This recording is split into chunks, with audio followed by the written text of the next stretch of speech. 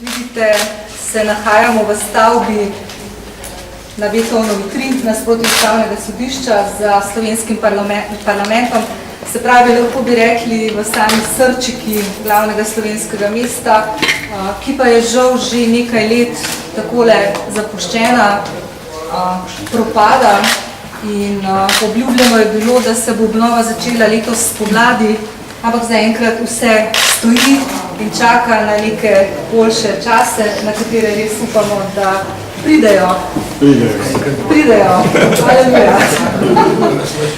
Skratka, hvala lepa, ker ste prišli na tale mini dogodek, torej odprtje razstave o naši dragi Jelki Mrak Dolinar. Posebej pozdravljam seveda Lojzeta Dolinarja, ki se nam je zdaj pridružil, njegovo družino, vse domače. Pozdravljam gospo evropsko poslanko Patricijo Šulin, ki je gostila Jelko Mrak Dolinar in njeno razstavo v Novi Gorici. In takih gostovanj razstave je bilo še kar nekaj. Posebej bi izpostavila našo drago gospo Marijo Gruškovnjak iz Celovca, ki je z veliko volje pripeljala to razstavo na Koroško. In ne samo v Celovec, tudi še v druge kraje, morda o tem več, kar magister Dolinar pove. Dejstvo je, da sama gospa Jelka ni verjela, da bo ta razstava res lahko postavljena na Koroškem, ampak je bila in to je dokaz, da se časi res spreminjajo, upamo, da na boljše.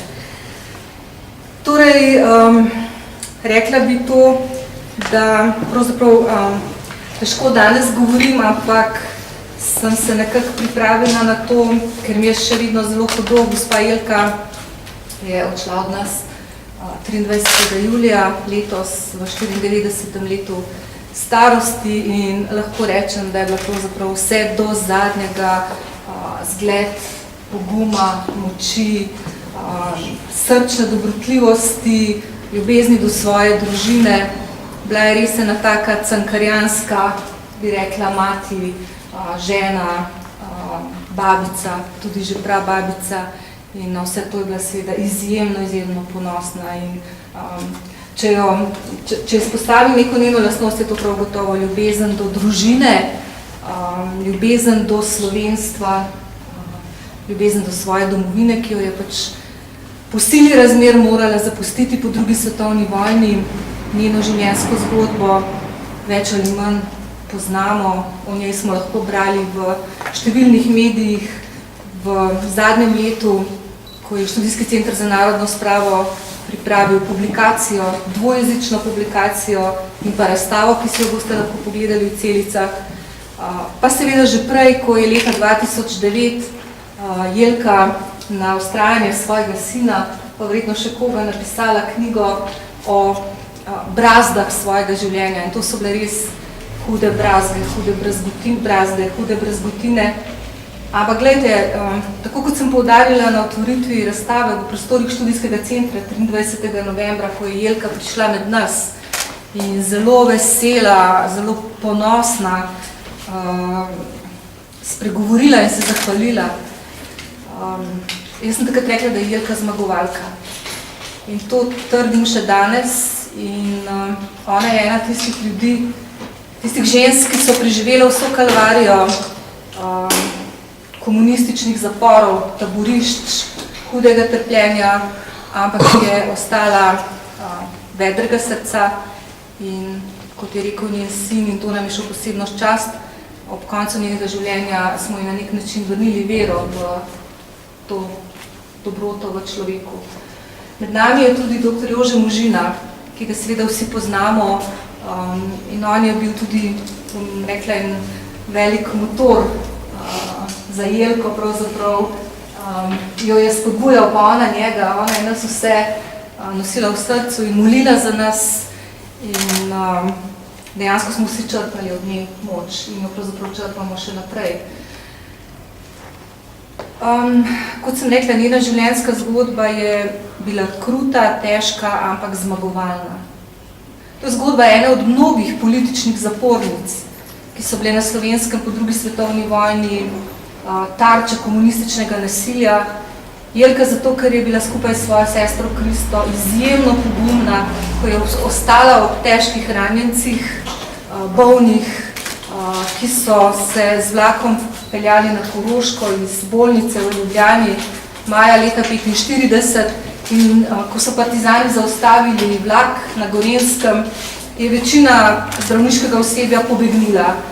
Jelka in njena sestra in še nekaj ljudi pa je ostalo s temi reveži in ste se odločile za pot, zavestno odločile za pot na, bom rekla, tako imenovano sodišče. Seveda vemo, da to ni bilo sodišče, da je bil to navaden fake trial, kot pravijo Angleži, torej montiran sodni politični proces. Obsojeni sta bili na 6 let zapora z odvzemom državljanskih pravic. Ko sta se pritožili, sta dobili še več let zapora, sledil je zapor v Begunjah, zapor v Reichenburgu, delo na tako imenovani avtocesti bratstvene enotnosti, obe sta zboleli in potem, ko je končno prišla pomilostitev, je ena sestra ostala v Ljubljani, druga je šla na Koroško k svojim staršem, ki jih seveda ni videla par let. Vsi si lahko samo približno predstavljamo, kakšno trpljenje je bilo to. In ostala na Koroškem, zavedno v špitalu, kjer, kot pravi sin, danes gleda na Goldek in gleda na nas in moli za nas in jaz verjamem, da bo to počela še naprej. Zdaj bom dala besedo dr. Jožetu Možini. Jože, bom še nekaj malega dodal, tudi že tvoje izvajanje zelo reprezentativno. Gospod Jelko sem spoznal leta 2005, ko je bilo aktualno, mogoče najbolj avtentično in najbližje prizadevanje, da pridemo do kazenskega pregona, proti kateremu storilcev povojnih pobojev, takrat je šlo za Mito Ribičiča in ona me je poklicala, spomnim se, da sem bil v montaži na televiziji, ravno v montaženju prispevka in je rekla, jaz bom pričala, kar sem videla, ker jaz se ničesa ne bojim, imam popolnoma čisto vest in nad mano je le Bog. To je bilo na tako zelo zanimivo izhodišče. No, iz tega prvega stika je potem zraslo prijateljstvo, ki je privedlo tudi do tega, da je postala Jelka ena od, mislim, da 144 pričevalk in pričevalcev. Posebej pozdravljam tudi dva, ki sta tukaj med nami. Trije pravzaprav. Trije, gospod Kmetič, gospod Vaš in meni zelo dragi gospod Čekoranja, svojo spokojno soprogo tudi pričal v teh hodajah. To so posebni ljudje, humus teh pričevanj je nenadkrljivo pomemben za slovensko zgodovino, to že vemo. In to spoznavamo tudi v zadnjih tednih, če dalje bolj, ko vidimo pač sile, lahko bi rekli tudi sile zla, sile podzemlja, ki poskušajo to resnico še tako drobno in večerno in polnočno nekako preprečiti in zaustaviti, ampak na ta način neko te pravzaprav samo pripomorejo k temu, da postajajo če dalje bolj znani in prodorni in če dalje bolj učinkoviti. Pa tukaj ne gre za spopad, kdo bo koga, ampak gre preprosto za tisto, kar je res, za resnico. Kaj ne rečem še o gospe Jelki? Velikokrat sem se z njo pogovarjal po telefonu. Bila je izredno karizmatična ženska, kot to velja za ljudi, ki so v svojem življenju pretrpeli hude preizkušnje. Tisti, ki so obstali, mnogi so padli, teh ne poznamo, seveda. So bili uničene so bile cele družine, osebnosti, gospodarstva in tako naprej. Ampak tisti, ki so ostali in so preživeli take preizkušnje, pa so vzrasli v neki posebni ljudi, z neko posebno karizmo in njene besede mi odzvanjajo v spominu še dan danes, tudi sedaj, zmeraj, ko so prišle kakšne preizkušnje, ona dala zelo koristne napotke in vsestransko podporo. In tako tudi sedaj. Mogoče bi obudil droben spomin na to pričevanje, ki je bilo nekaj posebnega. Dolgo časa smo nekako, ona je imela malo problem z glasom, z izrazom, ampak jaz sem se na njo navadil in sem jo popolnoma razumel. Vendar bi, in ko potem smo nekako najdli način, da vendarle njeno pričevanje posnamemo. Hvala Bogu, da se je to zgodilo in očitno se je ravno v pravem času. Pričevanje je trajalo slabih 6 ur v enem kosu, brez enega premora. Jaz sem vmes malo magal, sem rekel, gospa Jelka, v šali sem včasih rekel tudi gospa Jelislava, ki se je malo nasmejala, a bi mogoče šli na WC, ne, je rekla, mogoče pozarec vode. Ona je sedela in govorila svojo življenjsko zgodbo skoraj 6 ur, pa mislim, da bi še eno, ker je bila res v takem zagonu. Očitno človek, ki je dozorel v tistem trenutku, da je res dal iz sebe tisto, kar je najbolj pomembno. Eno veliko zadoščenje mi je bilo pa tudi to, da smo nedavno v začetku julija snemali v Celovcu eno drugo, tudi zelo kruto zgodbo družine Majer, ki jo gospod tudi pozna, gospod Paš, bogata ljubljanska družina, ki so jo seveda po vojni okradli, ubili očeta, ampak očitno jih, kot pravijo, kradejo še danes, ne, kar tudi ni nič novega. No in takrat je padla ideja, kaj pa če bi obiskali Jelko, ki je takrat še živa, in dejansko smo se odpeljali do špitala, to je bilo tudi eno presenečenje za njo, no, in te stvari, ki jih je snemalec tudi posnel, so še neobjavljene in tudi verjetno ne bodo nikoli, ampak je bilo zaredno ganljivo. No, ona je kot neko duhovno poroko tudi tle dala in ne, gre res pod kocine po koncu, ker je bila posebna ženska, posebna oseba. No. Imam eno tako zadoščenje, da sem jo spoznal tudi njeno družino, Lojzeta in otroke, ampak tudi to, da smo kot Televizija Slovenije, kot javni medij, opravili neke vrste dolžnost in njeno pričevanje posneli za vse večne čase, kot nek zgodovinski dokument. Ja. Bravo.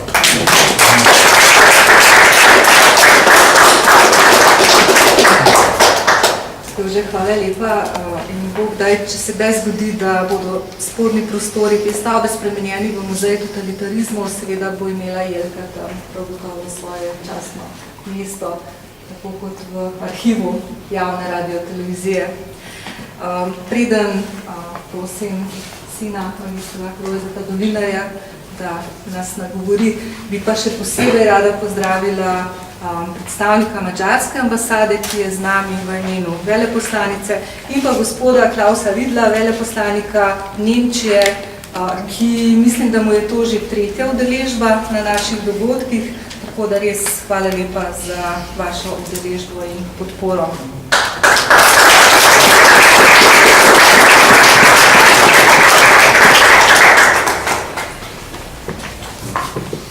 No, veliko je bilo že povedanega o moji mami, tako da ne bi zdaj več dodajal. Vendar čutim pa dolžnost, da se najlepše zahvalim vsem tistim, ki ste pripomogli, da je prišlo do te razstave, v študijskem centru, potem v Gorici, tudi na Koroškem, kjer je dejansko mama mislila, oziroma oba dva sva nekje razmišljala, bo to uspelo ali ne. Za tebi tudi najlepša hvala, da si se tako zavzela in da je potem v končni fazi zadeva le uspela. Razstava je bila v Mohorevi družbi na Slovenski gimnaziji in potem še v Šentrupertu, v Šentpetru, v Rožu, na Višji šoli za gospodarske poklice. In vse tri razstave so zelo odjeknile, so bile tudi v medijih. Tam je bila vsa presrečna, seveda, da je dobila to mesto in da se je lahko, kako bi rekel, na ta način prezentirala, kakšna je dejansko bila.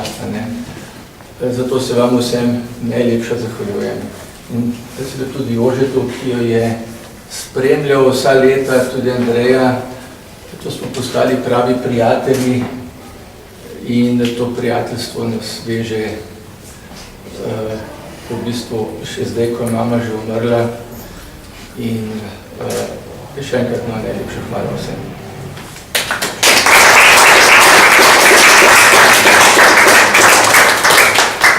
Hvala lepa vsem vam, da ste se potrudili in boste danes z nami.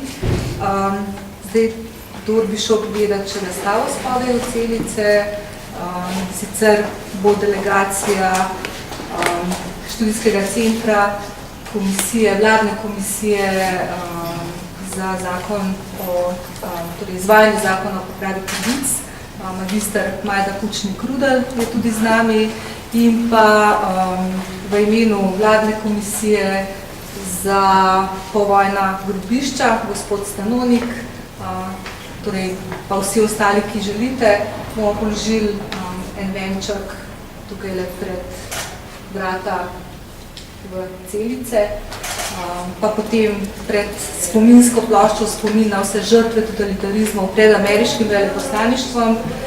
in pa potem še pred spomenik žrtvam vseh vojen na Kongresnem trgu, potem pa ob 6 lepo povabljenih spominski maši, ki jo bo daroval monsignor Zore, ljubljanski nadškof, in pa z nagovorom profesor dr. Ivana Štuheca, pa spominskim programom, v katerem sodeluje vojaški vikariat Slovenske vojske. Hvala lepa.